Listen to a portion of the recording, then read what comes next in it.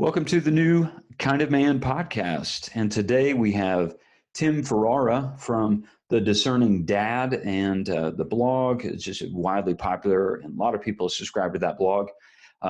And Tim is going to share some things about his book, actually, a book that is recently dropped called Everyday Discernment. But before I let the cat out of the bag, I would just like to welcome you to the show, Tim. Thanks, Chad. It's great to be on.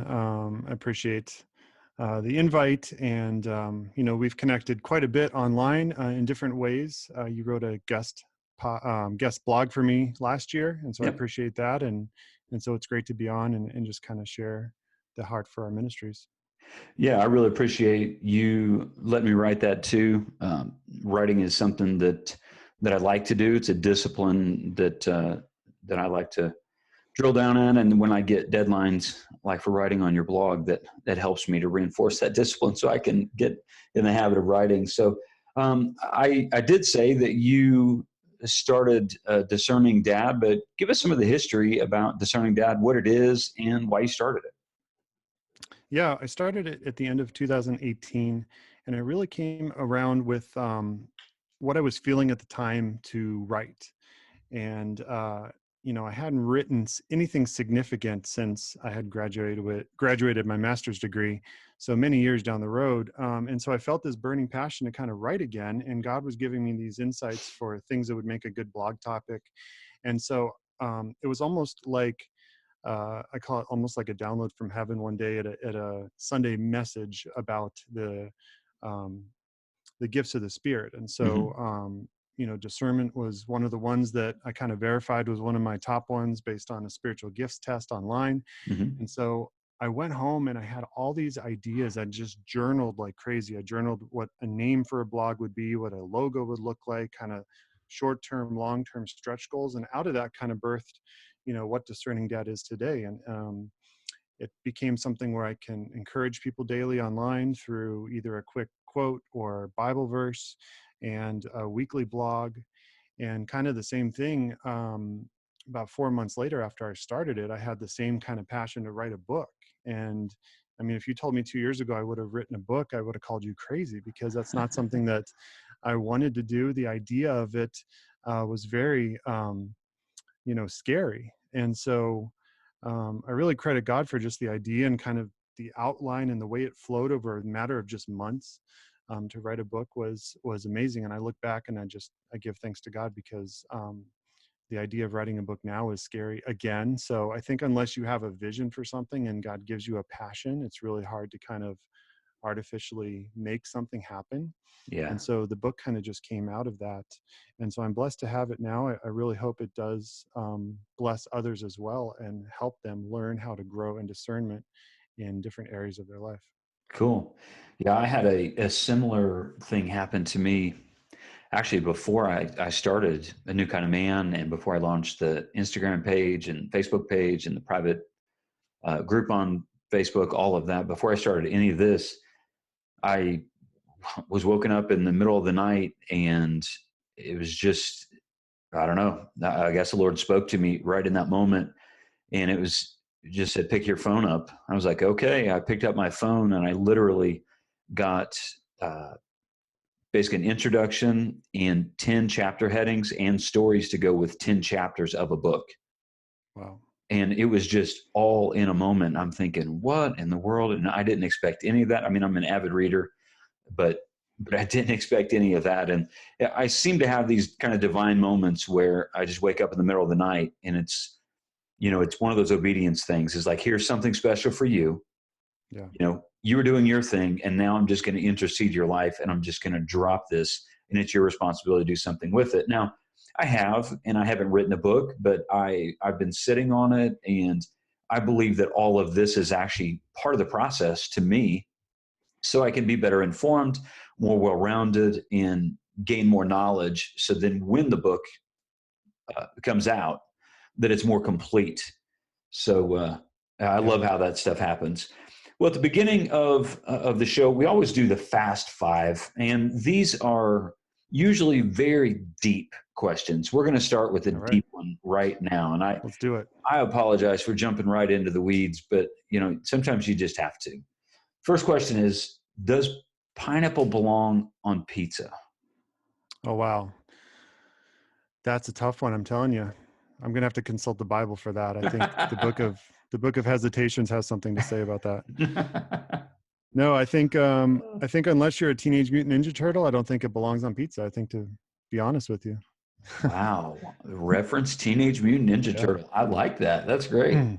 I grew up with them, man. I tell you, I put whipped cream, I put all kinds of stuff on my pizzas when I was young, thinking I was so cool like the turtles. And it didn't take very long for me to realize, no, let's just stick with pepperoni and cheese. Oh, that's amazing. So, who is someone that you admire, that you currently admire? There's a lot of people, big names in ministry that I like listening to. I think I would just go to Billy Graham Hmm. as someone that I admire for just the amount of work that he did to spread the gospel is almost unmatched Mm-hmm. in this day and age. And even when you go back and listen to some of his messages from 30, 40 years ago, I mean, they're just as relevant then as they were today, and so he's someone that, and even Franklin Graham now and what he's doing and stuff, that whole family is just a bright light in this world. Yeah. Yeah. Billy Graham, he was a phenomenal man. And one of the things I really admire about Billy Graham is the fact that he had impeccable integrity and character off stage. Yes. And everywhere he went, he was Billy Graham. He wasn't just the personality. He wasn't, well, on stage I'm going to be one thing, and then at home I'm going to be something else. I mean, he was true to his roots and true to, again, his integrity and character, and I think that goes a long ways. And the fact that his name is still relevant and people still hear that name and think fondly. People who are either in the faith or out of the faith, I think goes a long way into what we're saying as well. So, who would be your favorite author? I think my current favorite author is Sean Bowles. Okay. Um, he writes books on the gift of the prophetic and how to act in the gift of the prophetic. And I learned a lot about that. I'm still learning a lot about that. It's something that is not talked about a lot. And so I think almost like, I'm trying to bring awareness around discernment and what that is. I think he's way ahead of me on the prophetic, but he has a really good book, Modern Prophets, Okay. and also Translating God. And those are really good books on how the Holy Spirit can give us discernment and help us give prophetic words and stuff for other people. Cool.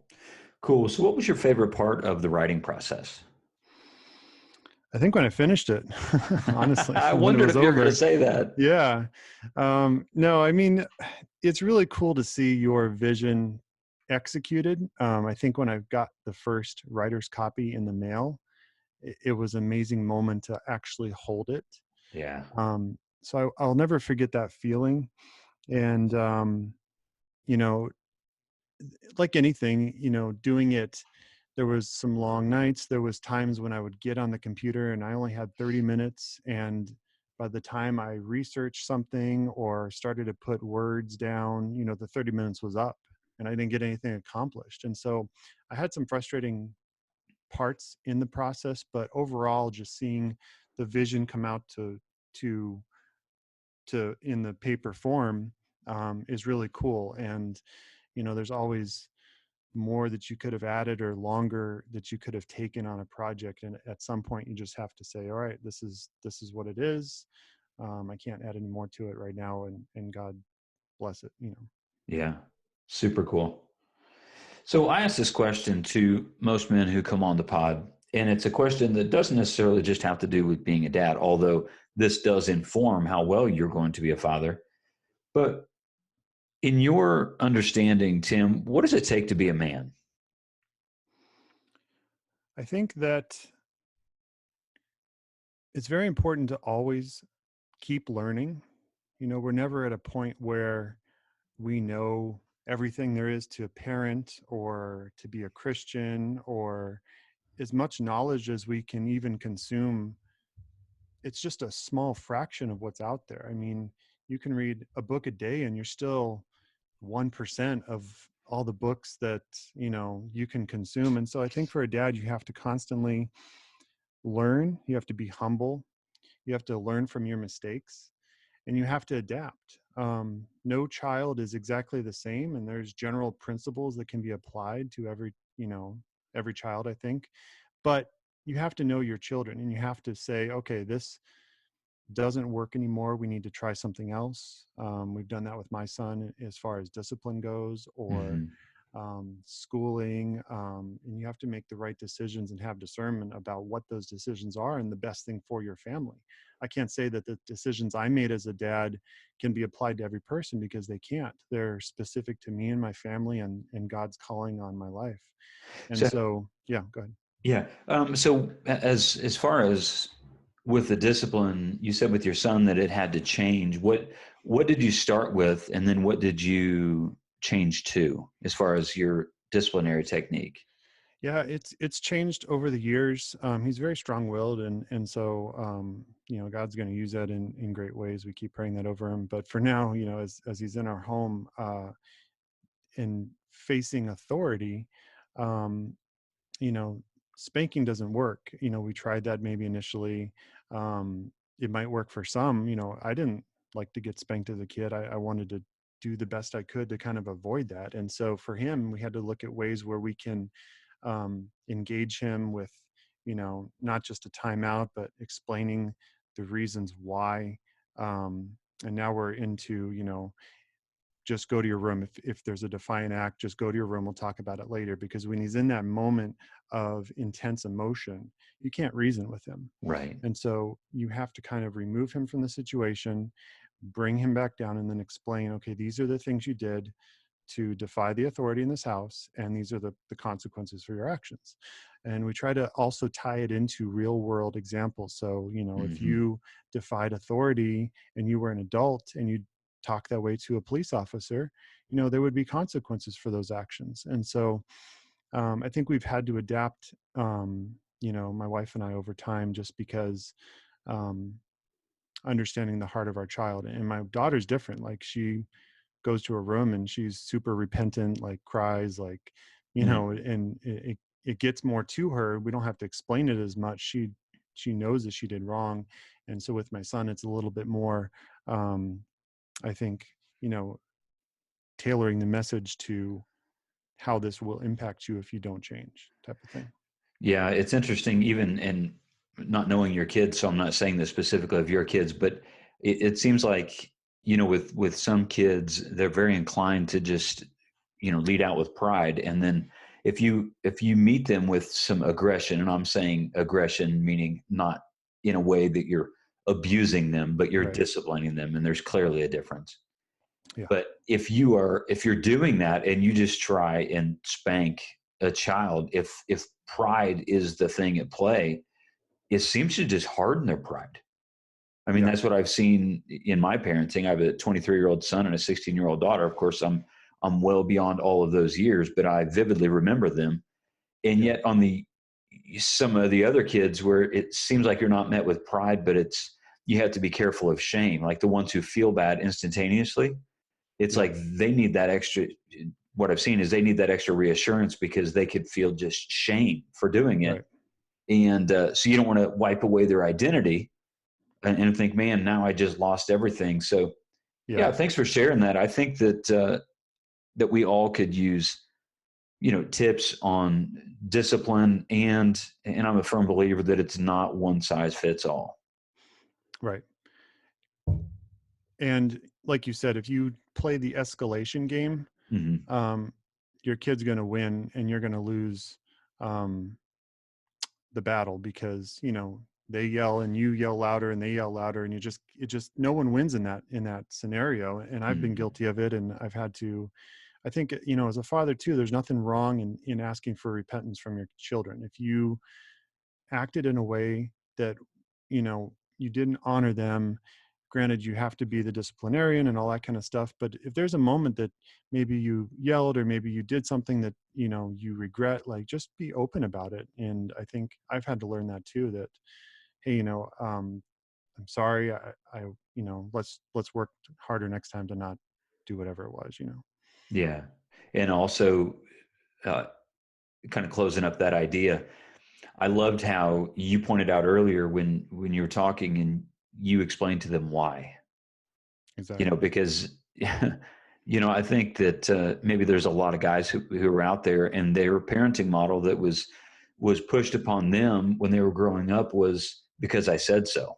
Yeah, exactly. And so it's like, because I said so. I'm like, okay, well, well, what does that really matter? But if you get to the why, and that's the character shaping part of it. Yeah, So that's, hey, if you continue to do this, like the example you used with police officers, if you continue to do this and you buck authority, this is what it looks like in the real world. right. So excellent. So who's had the biggest impact on you as a man? It's definitely my dad. He's been a pastor pretty much my whole life. I grew up in the church, and he really modeled for me faithfulness Hmm. in two ways: faithfulness to God through thick and thin, through health issues, through financial issues. His faith in God never wavered. I mean, he had bad days, of course, but there was never a question that, oh, God doesn't exist. That never came up in our household. And so his faithfulness to God and his faithfulness to my mom Hmm. were the two things that really stuck with me. That um, he modeled it. It's different between, like you said, do as I say, not as I do. Yeah. He said it and he backed it up with how he lived his life. And that speaks volumes a lot more than simple words do. And so I've tried to do the same for my children. Yeah, right on. And that consistency versus hypocrisy, Yeah. and it sounds like that's been the North Star with your dad, and the way that he was faithful to the Lord, and then faithful to his, calling, and then faithful to your mom. So Exactly. that's amazing. Um, it's always great when somebody comes on the podcast and their answer is their dad, because all too often it's not their dad. It's, my dad wasn't around, or they pinged around life, and then they come to some crisis and realized, whoa, that their life had this incredible void, and that being their dad. But Yeah. certainly not your story. Well, Yeah. I'm blessed. yeah, yeah. Let's get into Everyday Discernment, the book you just wrote that is available now. I thank you for forwarding me the digital copy. Give me a Sure. chance to look it over. I thought it was really good. I thought what we would do is just drill down on a couple things that are in the book. Yeah. And one of the things that it drew me in rather, was you said that the book was designed as a battle plan for life. What does that mean to you? I wanted to make a book that was very practical. So, not something that you just read for knowledge or entertainment, something that you can apply and has application for everyday life. I mean, it's called Everyday Discernment Hmm. because we need discernment every day. We need to be able to apply discernment to our life. We need to be able to look at the decisions we make in light of Scripture, in light of God's calling on our life, and in light of um, the direction we're heading. Where is God calling us to be, in a year, in 5 years, in 10 years? And are we doing the steps we need to get there? And so, as far as a battle plan, I kind of designed the book to explain what discernment is, how we acquire it. And then every chapter after that talks about very specific areas of our life. So our finances, our parenting, um, how we can have discernment with the type of entertainment media we watch, how can we can have discernment on social media, our career choices, our relationships, as a husband. And so at the end of every chapter two, there's, reflection and discussion questions, which allow you to kind of stop and say, okay, how do I apply what I just learned to my specific situation? What is God Hmm. telling me in this chapter? And how can I, write down the answers and kind of reflect on them? And it also does a really good job, I think, in small group settings where you can kind of go back and forth with other people. We're doing that right now in a group of about 10 people that are meeting in my home to kind of go over the book. And so, yeah, I wanted it to be something, um, the book is not designed to be consumed in one sitting. It's something to be, kind of taken chapter by chapter and kind of ask God, what it means for you. Yeah, and you cite in your book that we make approximately 35,000 decisions daily. I sat Yes, it's back crazy, once. right? It is. I looked at that. Actually, I thought about that earlier today. I was sitting at lunch and just having a conversation. I don't know what it was and what spurred it, but I was like, yeah, Tim said 35,000 decisions every day. And man, that's a really, that is a huge number. And of course, some of those decisions are where we're going to eat, Yeah, and who cares? Go eat. right. But then there's others that have, long lasting implications. So some are important and some are vital. So how can a man use discernment to make better decisions? I mean, I think every guy out there needs this.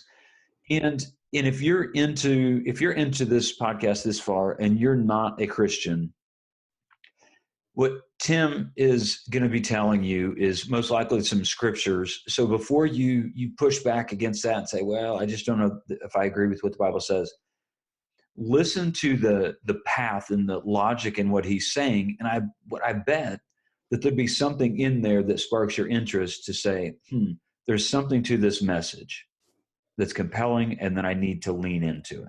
So my hope is that you're leaning in right now. And Tim, I'll give you a chance to answer the question that I asked you earlier. How can a man use discernment to make better decisions? Sure. Well, I want to read Hebrews 5:14. It says, "But solid food is for the mature, who because of practice have their senses trained to discern good and evil." Hmm. And so the Bible talks a lot about solid food and how we need to grow in maturity as Christians. And a lot of that comes down to where we get our knowledge. I think in general, people make decisions that are in line with what they think is best for themselves. I mean, people don't go out purposely trying to sabotage their life, for the most part. Right. And so the decisions people make comes down to what training have I received? What knowledge do I have? How was it modeled for me? It's a whole kind of nature versus nurture thing. What was my experience like? So how I saw parenting happen is how I probably will be as a parent. Right. How I saw my dad's work ethic will probably be close to my work ethic. And so Right. we look at a lot of our physical examples, we look at a lot of our education, and we look at a lot of our religious beliefs in areas that kind of influence the decisions we make. And so I talk a lot about the fact that there's three main sources for Christian discernment, and one of those is the Bible. Right. The second one is the Holy Spirit. And the third one is godly relationships that are put in our life. So, a spouse, a pastor, a mentor, other brothers or sisters in the Lord that can speak to you in a moment and give you wisdom. The Bible being the big one. I mean, that is the Word of God. It's our kind of our roadmap for life. If you look at decisions that you would make on a freeway, for example, go right or left, go this way, east, north, west, south. I mean, all those decisions you use a physical map for. And if you're not familiar with the area, you're going to rely on that map more than you would if you drive the same route every single day. Right. And so the Bible is our map for life, where the Bible helps us navigate the turns and the questions and go this way or that way.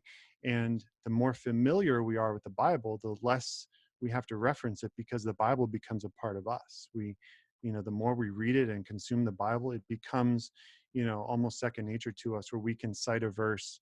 We may not know the exact scripture, but we know the meanings of the verses and we're able to apply it to our life. And so I think that's the main source of discernment that men can use.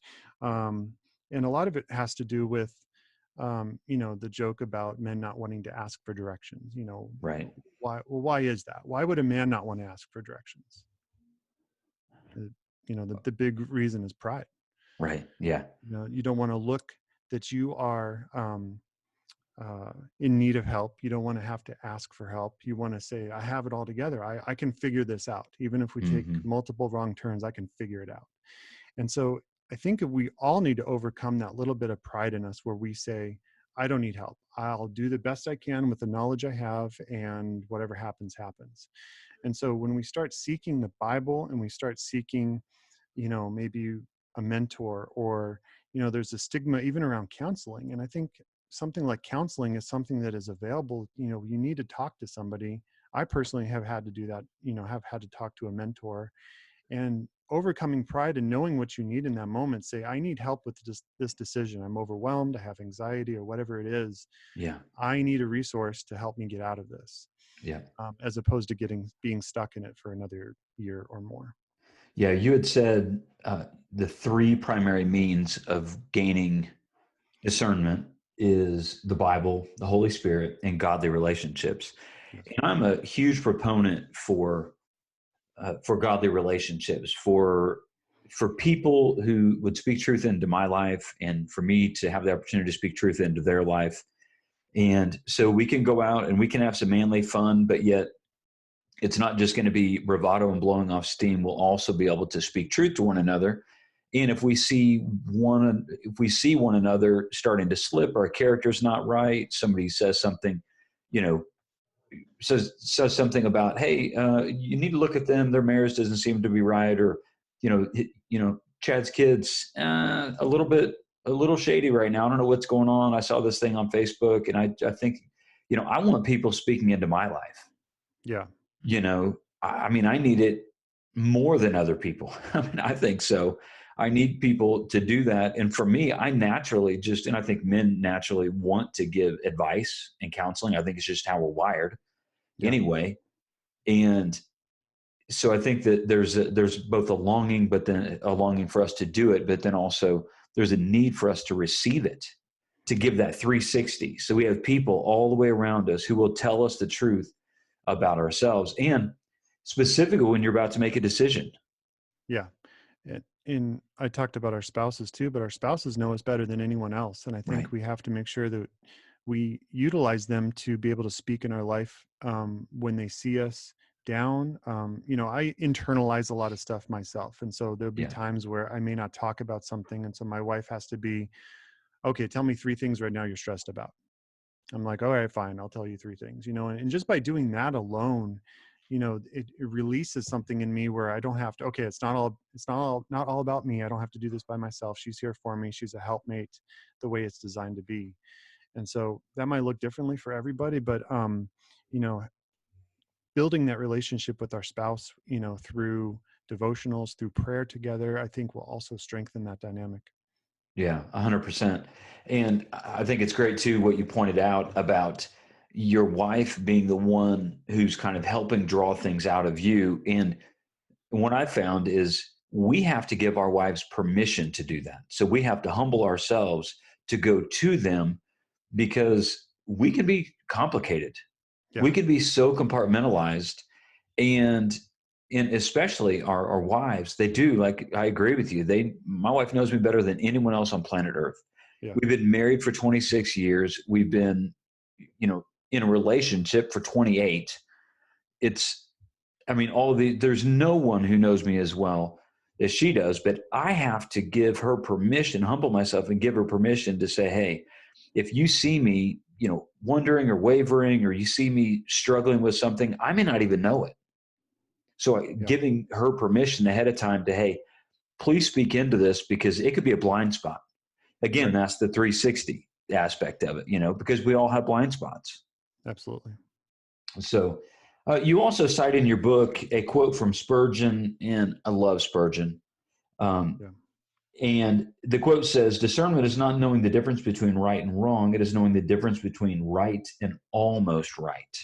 Could you speak into that? Yeah. I think, you know, a lot of it comes down to the choices we make.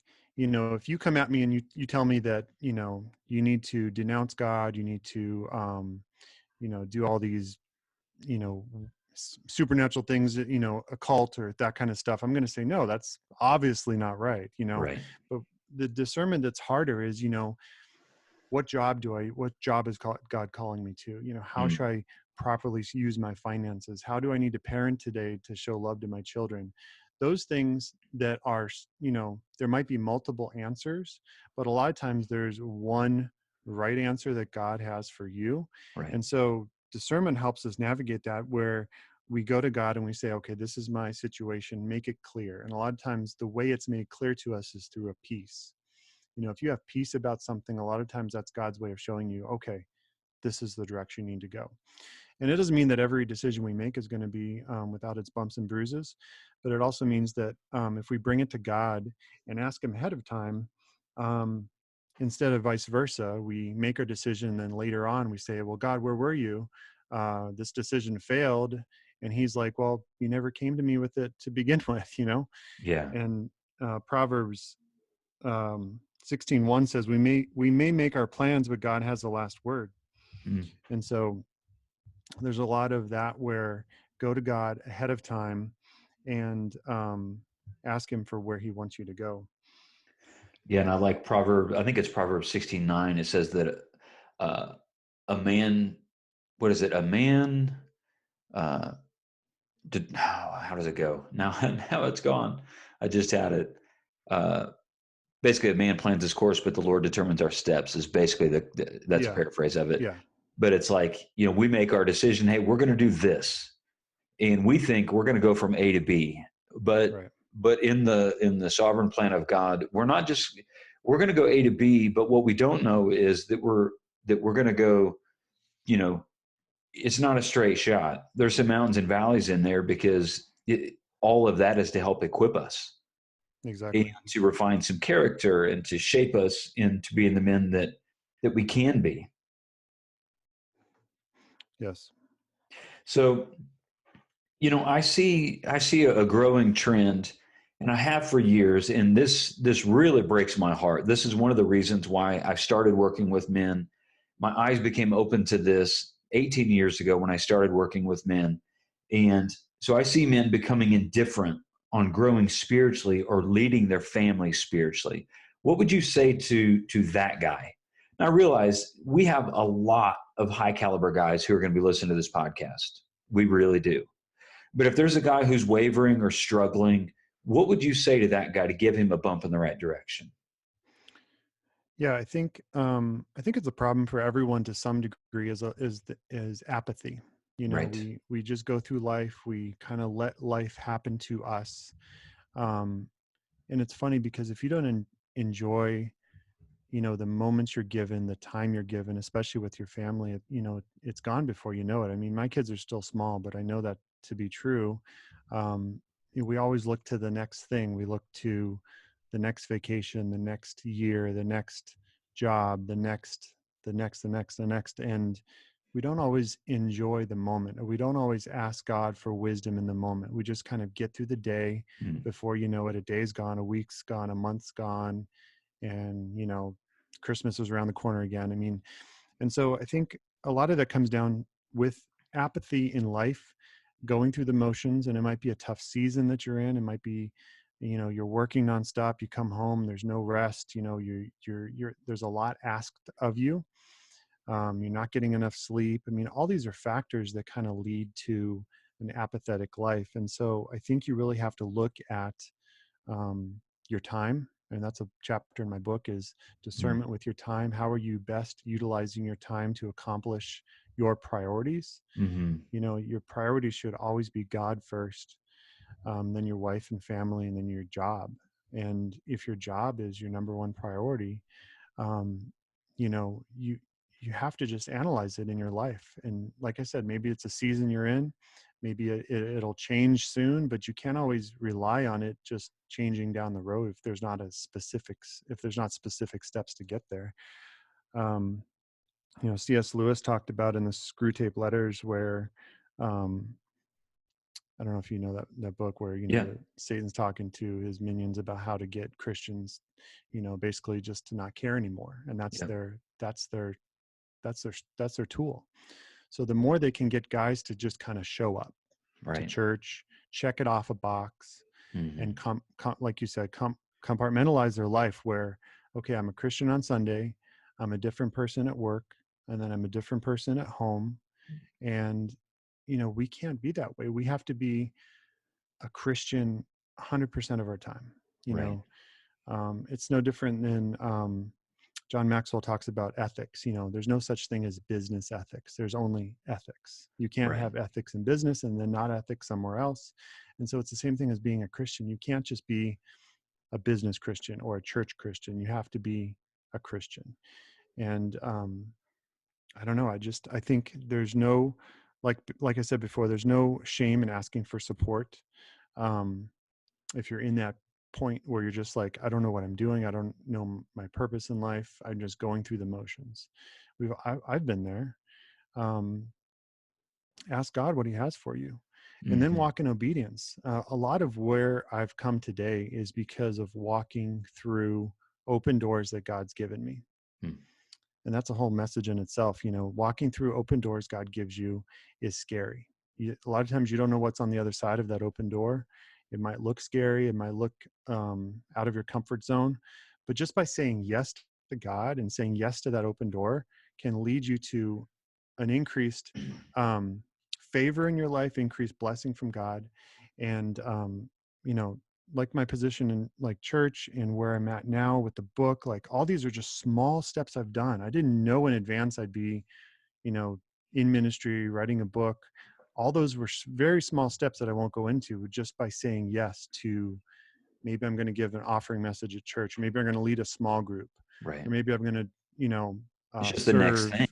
Yeah, it's just I mean, always the next thing. it's saying yes to the next thing, and to me, that's the amazing part about the Christian faith. It's when you say the next thing, you have no idea where it's going to go. I think that most Christians who are unfulfilled in their life is because they're not living by faith. Yeah. And I'm not saying that you throw out logic and you throw out and now you just live by faith and now I'm not going to work and I'm just going to throw my hands up and you know I'm not talking about foolishness, but to live by faith and to be able to hear and listen when God says to do something. And the simple, quick obedience is the best obedience. It always is. Yeah. And you never know where that's going to take you. And again, if you're unfulfilled in your Christian life, I would say that you need to surrender that to God and say, God, I'm sorry, I'm not doing it. Like, trust me, if you think the Christian life is boring, you're doing it wrong. Yeah. You're not Exactly. always going to be an author. You're not always going to be a pastor. You're not always going to be, you know, having some role, an official title in the church. But let me tell you, if you say yes to God, He's going to put you in places that you could not even imagine, and meeting people that you would have never met simply by saying yes when you're supposed to. So, how do you kind of turn the page a little bit? How do you pass this discernment on to your kids? Yeah, I think that's important. A lot of it is being transparent with the decisions that we make. So whether it's, hey, we're going to give our money, we're going to tithe our money here, we're going to give an offering to this ministry so they see how we use our finances.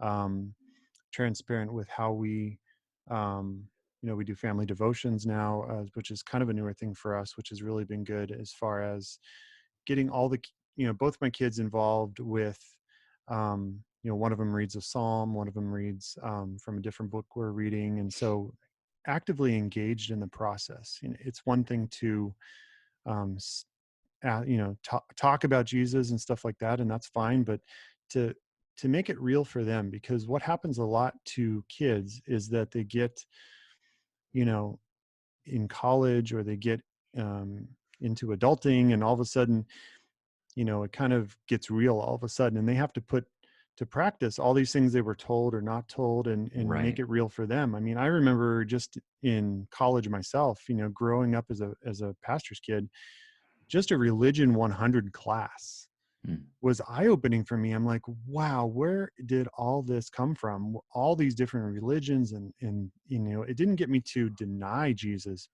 It just was kind of saddening where I hadn't thought logically about a lot of those things. I wasn't able to give an answer for my faith in a way that could dispute those things. And so a lot of my college years, I was kind of going through the motions. And I think we have to kind of prevent that with our kids is, Mm. why do we believe what we believe?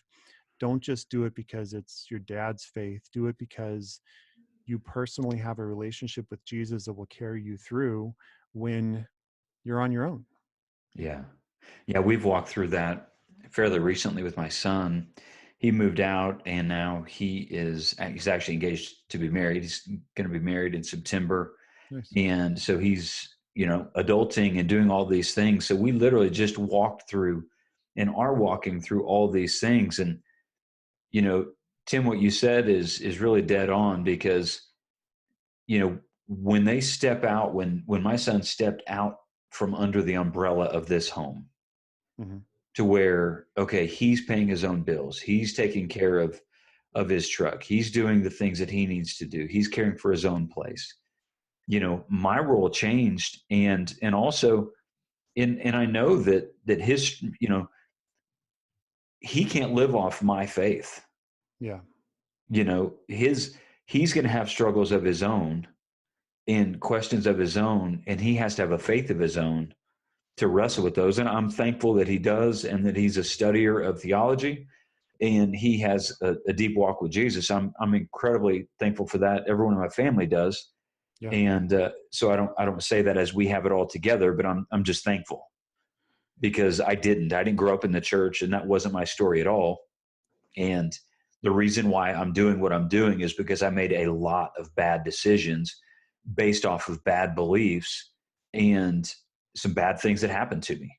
So I'm trying to create, a new Jesus infused life for my family, Yeah. and I'll let you know in, 30 years how I do on that. But, that's what we're trying to do, my wife and I.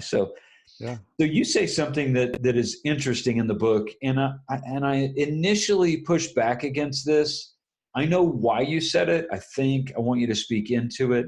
But you say in the book that feelings can't be trusted. Why is that? Yeah. It's not one of the three sources of discernment. I mean, if you take your feelings, um, they change from day to day, don't they? I mean, they are constantly an indicator of how our emotions are feeling, how our flesh is feeling. And so if I trust my feelings and I feel like, I mean, I feel it right now, I feel like a lot of the culture is based around, do what feels right. Hmm. And we know that's not an accurate way to live your life. And so feelings are terrible indicators of the decisions we're supposed to make, because, men that don't feel like they love their wives anymore are just going to leave because they don't feel that, they don't feel like they did when they were dating, and just one example there of just how we have to go back to our foundation in the Word of God and where He's calling us to go, because um, there were many days I didn't feel like writing a book. I don't feel like a lot of people that are in ministry don't feel like it, but they do it because they feel a higher calling to keep pursuing it. Right. Um, I just think that there's so many areas in our life where our feelings are, um, I don't know how else to say it.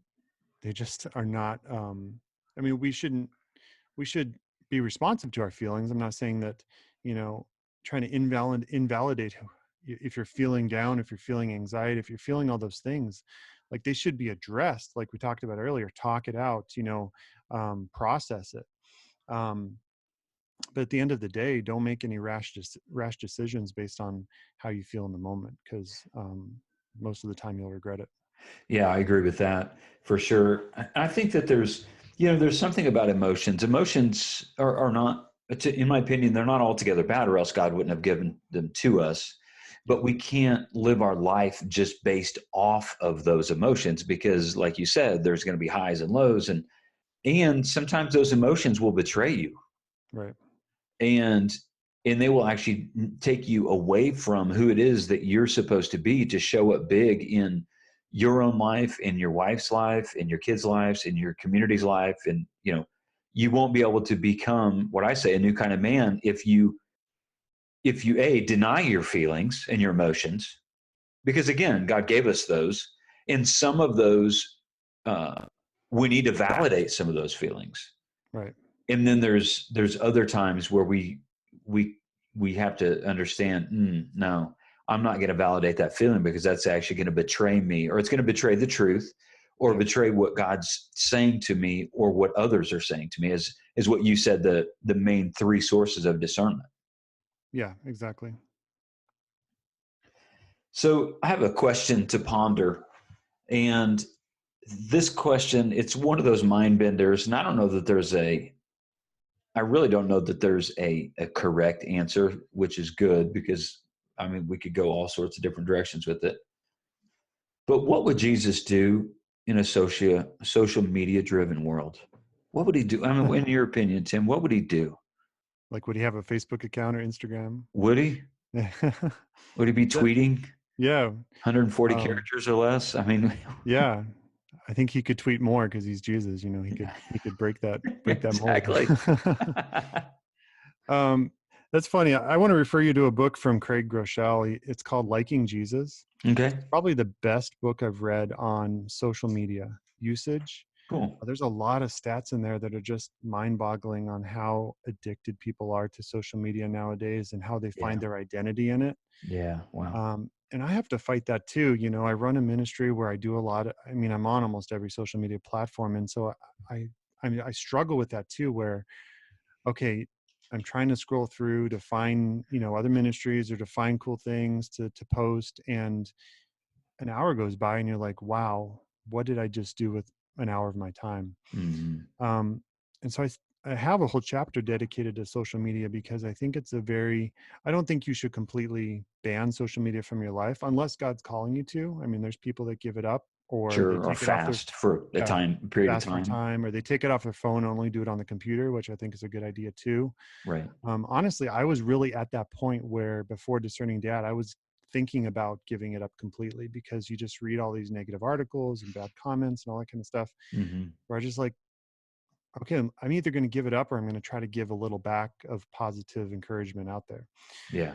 So I think Jesus would, I don't know. I mean, it's a funny question, but I don't think he would be on it. I think he'd be too busy going out there, interacting with people and loving on sinners and just being with others, um, you get Christians nowadays who debate theology never ending in the comment section, but won't go to someone in person and just love on them or ask, how can I serve you? Or how can I pray for you?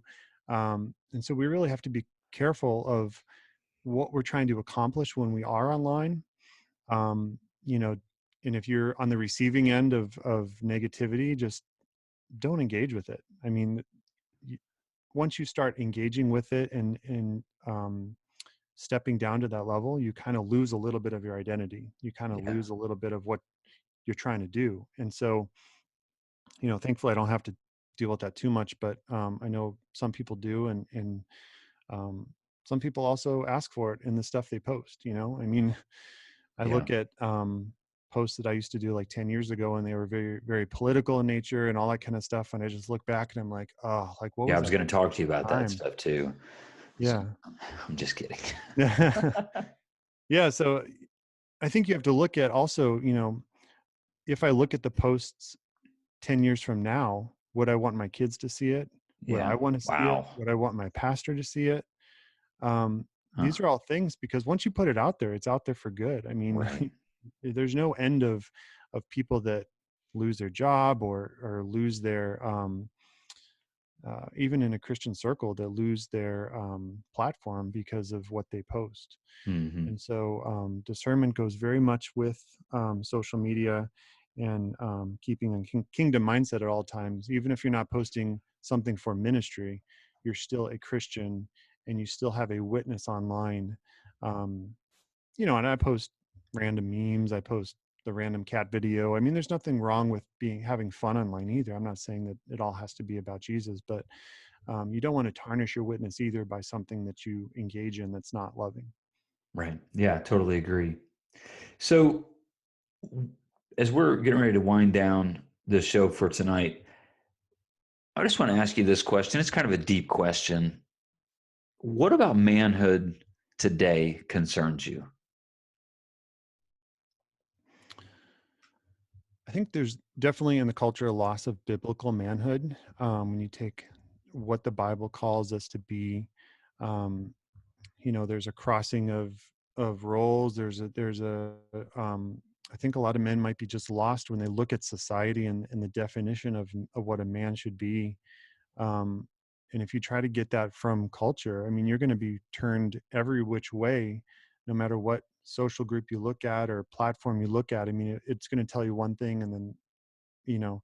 So I think you have to go back to the roots of what God calls us to be as men, as leaders of our family, discipling our family and our children, loving our wife, as Christ loved the church, um, being the example to those around us too, in our jobs, in our work ethic, in our integrity.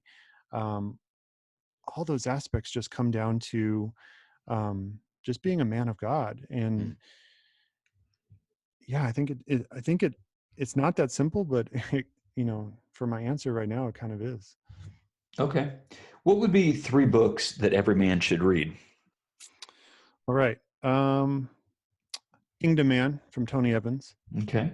Great book. I just finished it recently. I'd say a good one for marriage is You and Me Forever by Francis Chan.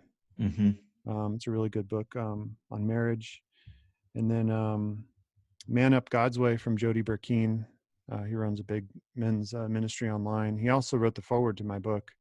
Um, it's a really good book just about kind of stepping up as a man, Okay. um, and just kind of getting rid of excuses. Hmm. Oh, that's really cool. Yeah, I hadn't heard of that one. Um, I'd heard of the first 2 though. Cool. Well, of course, your book is out, and I'll put a link to that in the show notes, of course. But is there any other new work or anything that you want to plug before we unplug for the evening? Yeah, I do have a Bible plan on the YouVersion app. It is called Everyday Discernment. It's a 10-day kind of walk through discernment day by day.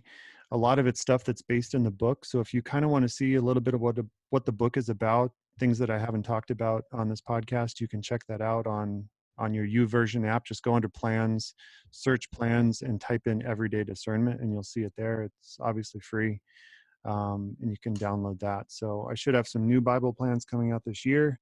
I do still do the weekly blogs, which you can get on discerning-dad.com. And so I hope those bless you. Yeah, cool. Well, thanks for that. And I will link all that so the guys can find it and find you. Thank you so much for coming on the podcast tonight and kind of giving us, a lot to chew on, and just your take on discernment. And I think that it's consistent with what the Bible says. And I think that men will be helped and dads will be helped if they will actually do some of these things that you said. So that's what the New Kind of Man podcast is about men not who just listen, but men who do the things that we talk about, and they take notes, and that they apply these truths so that they can be better men and better fathers, better husbands, better business leaders, better pastors, if that's what they do, whatever it is, so that we can ultimately change the world. So I want to say thank you so much for coming on the podcast today, Tim. Thanks, Chad. It was great talking to you.